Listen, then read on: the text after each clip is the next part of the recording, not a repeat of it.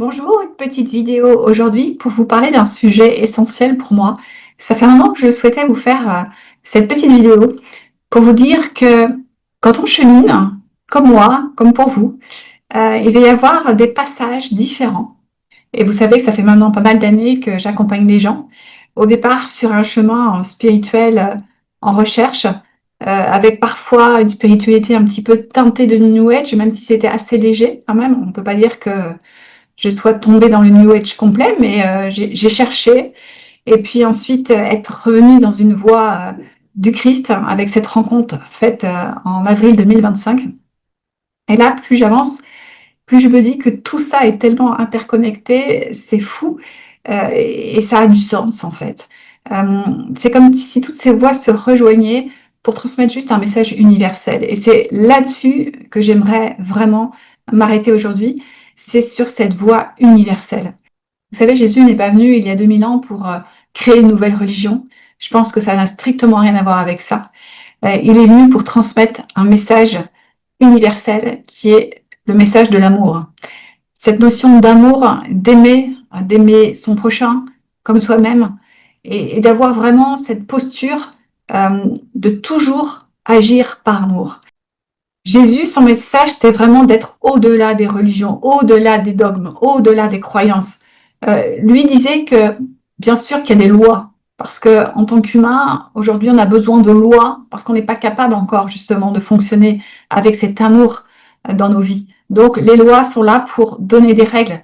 Mais quelque part, le but, ce serait de se défaire de ces lois, hein, et pour arriver à aller au-delà des règles et de suivre cette loi évidente, universelle et fondamentale du cœur.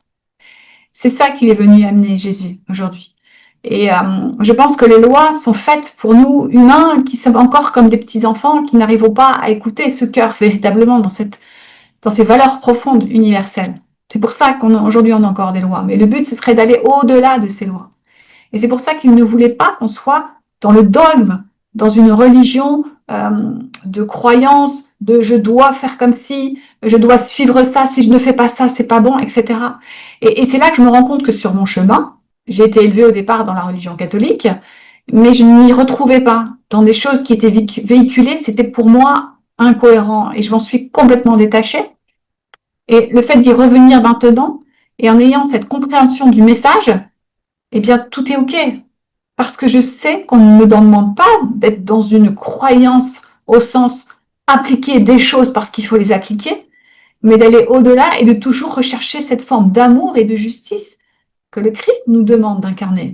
C'est ce qu'il faisait. Et il ne l'a jamais fait par des lois. Il ne l'a jamais fait par tu dois. Il l'a toujours fait en ayant cet acte d'amour, en transmettant lui-même, en étant lui-même cette incarnation de l'amour. C'est ça en fait qu'il faisait. Et donc ça me paraît tellement clair maintenant et limpide. Je ne veux pas, je ne souhaite pas vous accompagner en vous disant il faut faire ça, et c'est comme ça. C'est pas ça.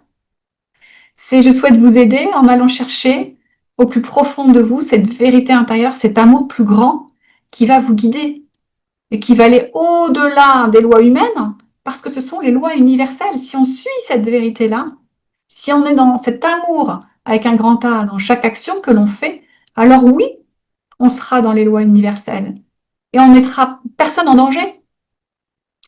Souvent, quand on parle de péché, hein, on pense ah j'ai fait quelque chose de mal, ce n'est pas bien, mais la traduction du mot péché, c'est vraiment une erreur de visée.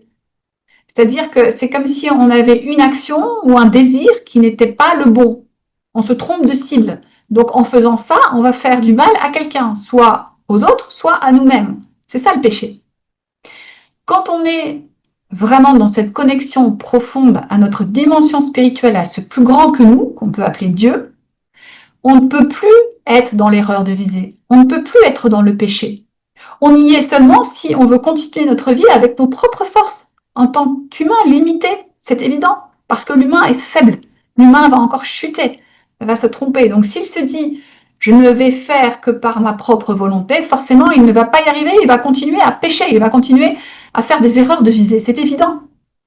Mais quand il commence à s'en remettre à ce plus grand que lui, à Dieu, à s'abandonner, et donc à collaborer avec cette dimension spirituelle en lui, en étant toujours dans ses valeurs profondes, dans l'amour, là, il va de moins en moins faire d'erreurs de visée. Ça ne veut pas dire qu'il n'en fera plus parce qu'on est tous en chemin, mais en tout cas, ça va forcément s'améliorer. Et c'est ça le message de Jésus. C'est ça son message. Ce n'est pas faites ci, faites ça, priez de telle heure à telle heure, allez absolument à l'église, etc. Ce n'est pas ça. Ça ne veut pas dire que d'y aller, c'est pas bien, pas du tout. Hein, vous voyez ce que je veux dire? Il n'y a pas ces obligations humaines. La finalité, ce sera les cœurs des gens. Dieu va sonder nos cœurs. Donc, il vaut mieux avoir un cœur qui suit cette vérité profonde, qui respecte ces lois universelles d'amour, plutôt qu'un humain qui veut absolument rentrer dans le dogme, de faire tout bien les choses, et puis derrière, de ne pas avoir un cœur dans cette vérité profonde. On rejoint un petit peu, encore une fois, cette idée des pharisiens de l'époque. Jésus les dénonçait parce qu'il disait, mais vous avez des cœurs de pierre.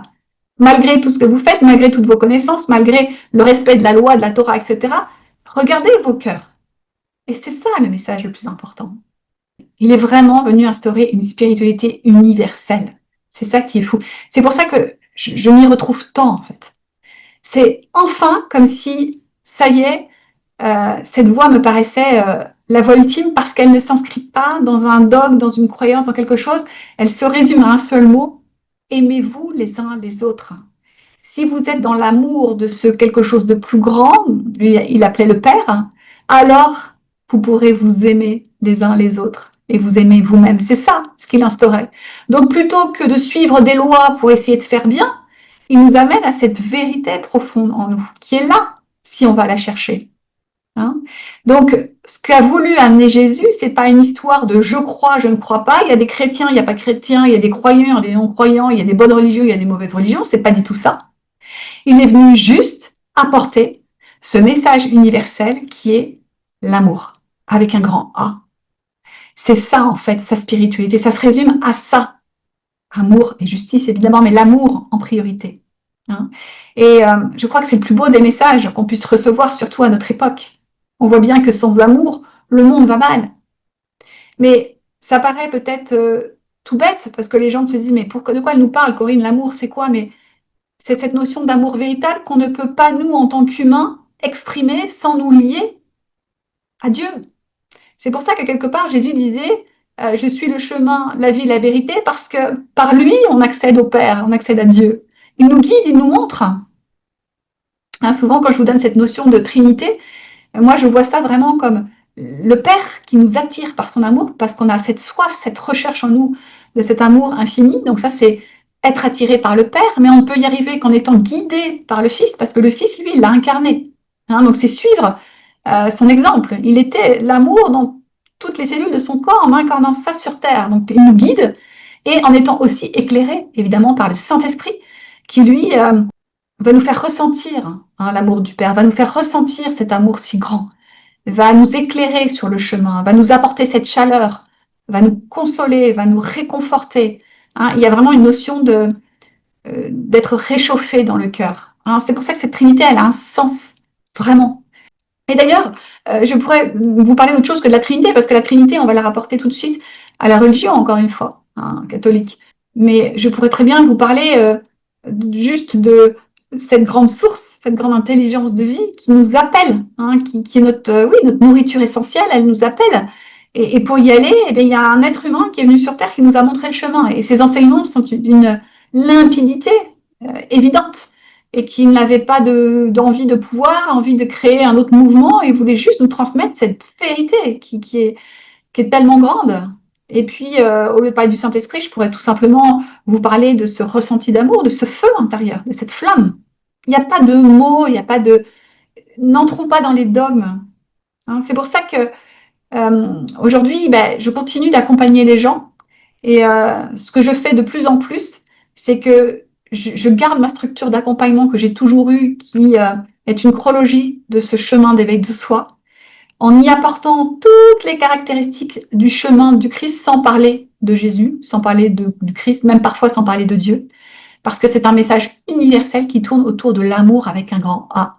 Et ce qui est rigolo, c'est qu'à l'époque, il y a maintenant pas mal d'années, quand j'ai créé cet accompagnement, la première version de ce programme, il y a une des séances qui m'avait été inspirée, mais complètement. Je me souviens, j'étais en méditation et j'ai tout écrit sous une inspiration divine, je pense. Et cette séance, elle tournait qu'autour du cœur et de l'amour. Et je me souviens qu'une fois que j'avais tout écrit, je m'étais dit, mais comment ça va passer? Comment les gens vont recevoir cette séance? Et ça a toujours été celle qui a le plus parlé aux gens. Ils m'ont toujours dit, mais il y a quelque chose dans cette séance de très particulier. Donc oui, il y avait certainement cette inspiration plus grande que moi qui était à l'œuvre. Et donc c'est le message essentiel. Tout tourne autour de ça. Donc, s'il vous plaît, euh, ne soyez pas dans le jugement des uns des autres par rapport à leur religion, par rapport à leurs croyances, par rapport à ils font ci, ils font pas ça, ils vont à l'église, ils vont pas à l'église, ils prennent l'Eucharistie, ils la prennent pas, ils se marient pas. On s'en fiche de tout ça en fait. Qu'est-ce qu'il y a à l'intérieur des cœurs? C'est ça le message. C'est tout. Rien d'autre. Dieu va sonder nos cœurs. Donc soyez vraiment dans ces valeurs d'amour profondes. Faites toujours vos actions avec l'amour et quand parfois vous vous trompez, comme tout le monde, parfois on trébuche, parfois on n'y arrive pas, parfois on juge, parfois on fait mal, c'est pas grave. On aura toujours le soutien de Dieu. Et c'est dans cette foi intérieure que nous ne sommes pas seuls, que nous pourrons continuer ce chemin. C'était mon petit message du jour et je vous dis à très vite pour d'autres partages. Au revoir.